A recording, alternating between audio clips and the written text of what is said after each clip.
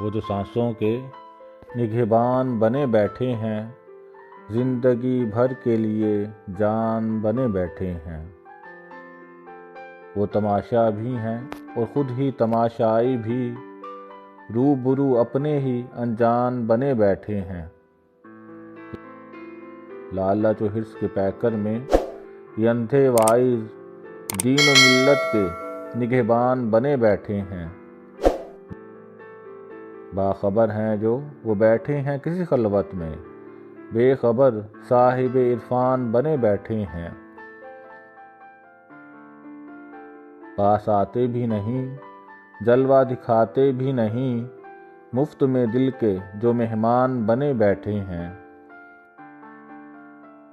جن کو فرحان بنایا تھا میری چاہت نے، آج بت خانے میں بھگوان بنے بیٹھے ہیں۔